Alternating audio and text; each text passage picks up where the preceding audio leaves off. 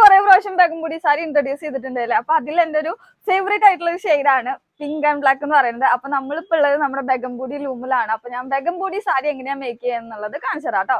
ഇതാണ് നമ്മുടെ ബെഗംബൂടി മേക്ക് ചെയ്യുന്ന മിഷൻ എന്ന് പറയുന്നത്. അപ്പൊ ഇത് സാധാരണ നോർമൽ നമ്മൾ ഹാൻഡ്ലൂം ചെയ്യണ പോലെ തന്നെയാണ്, പക്ഷെ കുറച്ചും കൂടി ഈസി ആക്കാൻ വേണ്ടിയിട്ട് മോട്ടർ ഫിറ്റ് ചെയ്തിട്ടുണ്ട്. അപ്പൊ സെയിം ഹാൻഡ്ലൂമിന്റെ പ്രോസസ്സ് തന്നെയാണ് കേട്ടോ വരുന്നത്. ഇതാണ് ഹാൻഡ്ലൂമിന്റെ ഷട്ടിൽ എന്ന് പറയുന്നത്. അപ്പൊ ഇതിൽ വെച്ചിട്ടുള്ള കളർ പിങ്ക് ആണ്, അതുകൊണ്ടാണ് നമ്മളിപ്പോ പിങ്ക് ആൻഡ് ബ്ലാക്ക് ചെയ്യണത്. ഇനി ഇതിൽ ഞാൻ പിങ്ക് മാറ്റി ബ്ലൂ വെക്കുകയാണെങ്കിൽ നമുക്ക് ബ്ലൂ ആൻഡ് ബ്ലാക്ക് കിട്ടും. ഇത് യെല്ലോ ആക്കുകയാണെന്നുണ്ടെങ്കിൽ ബ്ലാക്ക് ആൻഡ് യെല്ലോ കിട്ടും. അങ്ങനെയാണ് കേട്ടോ ഇതിന്റെ പ്രോസസ്സ് വരുന്നത്.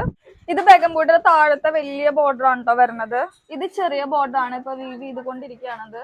ഇതിന്റെ കളർ കോഡ് അനുസരിച്ചിട്ട് ഇതിന്റെ ബീം ഇങ്ങനെയാണ് കേട്ടോ സെറ്റ് ചെയ്ത് വെച്ചിരിക്കുന്നത്. ഇവിടെ വലിയ ബോർഡർ വരും, ഇവിടെ ചെറിയ ബോർഡർ വരും.